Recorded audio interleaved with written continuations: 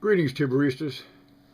It's early morning, so excuse the bags under my eyes. But anyway, the NRA, National Rifle Association, or Nuts Run Amuck, ever since the 1960s, in the age of white backlash against ghetto riots through the latest school shootings, the NRA has embroiled itself in controversy with its hard white macho line, and also for being a front for the gun lobby and major arms manufacturers like Remington and Smith & Wesson. Gun makers seem the only manufacturing interest whose product is protected by the Constitution of the United States. Like defense contractors, they profit off the insecurities of an uncertain and violent world. As American society becomes more militarized, the two positions, personal and national, fuse in a reinforcing posture of defense, and chances are if you're for one, you're for the other. Trump's wall is a perfect example of this fusion, feeding off public anxiety over alleged enemies where the foreign menace becomes the next door threat. From this, we get the synthesis that invading other nations and peoples is just preventive home defense, not an act of aggression. The distinction becomes lost in leaps of rhetorical logic. This military-industrial tie-in has another component, overlooked by most across the spectrum except for the left and NRA members themselves in their more candid moments around the campfires and beer cans. That is, as a right-wing militia to be mobilized in support of a military coup, a backup vigilante force to aid in patrolling the streets and watching the neighborhood and the neighbors. To those who say that kind of reactionary violence can't happen here, that the rule of law in the U.S. of A. is too strong for such games, well, it hasn't yet. But remember Chile in 1970 on that other 9/11, when they freely and democratically elected their own version of Bernie Sanders according to their constitutional procedure, who was left as dead as the Chilean Constitution itself in his own White House. At Jolly Ollie North, a known defier of constitutional law and believer in special force operations, has now been elected NRA president, rather underscores the point. If Bernie were to be elected, be sure the long knives, or the long barrels, will be out for polishing. Remember also that there was talk of a military coup in the U.S. against FDR in the 1930s, half-baked and half-supported by Wall Street, with General Douglas MacArthur as the proposed caudillo. How close it was to actually happening, we'll probably never know, but at least the talk coming from the DuPont and Mellons, longtime corporate power families, was serious in nature.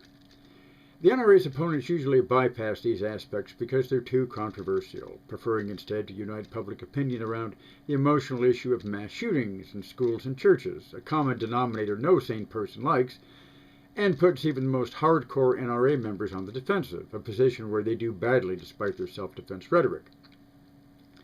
The police, on their part, seem divided on the issue. Philosophically, they may agree with much of the NRA's position, yet they know the volume of illegally bought and unregistered firearms in the streets contribute greatly to gang violence and ordinary street crime.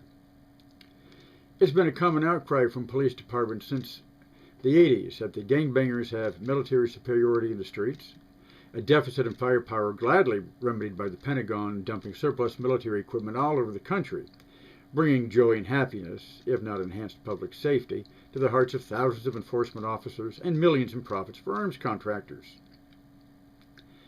And yet, there is also another side, never mentioned by NRA opponents and only in rhetorical passing by its members. Let's return to South America in the 1970s, a time of right-wing military coups and national security states and death squads that tortured human rights virtually out of existence. These were nations with strict gun control. Firearms permits were tightly regulated, expensive, and issued only to those of the safe classes, not to the average roto, campesino, or obrero. These societies never possessed a Second Amendment equivalent in their constitutions, with the universal civil right for all citizens to bear arms. If they had, would Pinochet or the Argentine colonels have come to power so easily, with such relatively little bloodshed, inflicting terror and torture on their own people with such impunity? Would the death squads of Central America have hacked their way through so much of their body politic if their peoples had possessed a legal right to push back? There would have been civil war, but the violence would not have been so one-sided.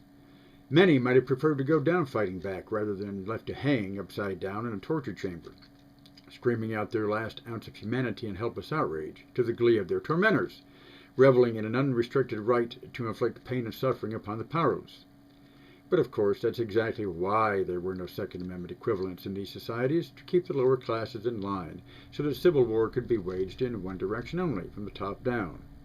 For that reason also, people's defense fell to the lot of armed minorities, a guerrilla vanguard, rural or urban, taking it upon their private initiative to speak for the people by shooting it out with repressive state forces, in clandestine warfare or open insurrection. If the military and police forces had had to contend with the public armed and ready, there would have been little need of such armed revolutionary vanguards. The cult of the macho warrior, gun in hand, is not a North American redneck creation, Cubaneros, as gun ownership is not in itself an indicator of social instability, as witnessed the sweeping violence of Latin America compared to the relative peace of North America. A Columbine or Sandy Hook is a terrible tragedy, but so is the targeting of older brothers and sisters, or even parents, to be hauled out of their houses by badged and uniformed men at gunpoint, to disappear forever if not unearthed 20 years later in an unmarked body dump. If the Sandy Hook kids are trying to do the same as Argentina's mothers of the plaza, demanding public accountability for violence, it still should give us pause when confronted with its manifestations.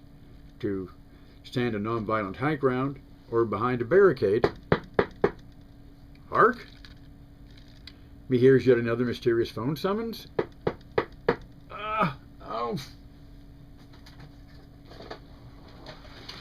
All right.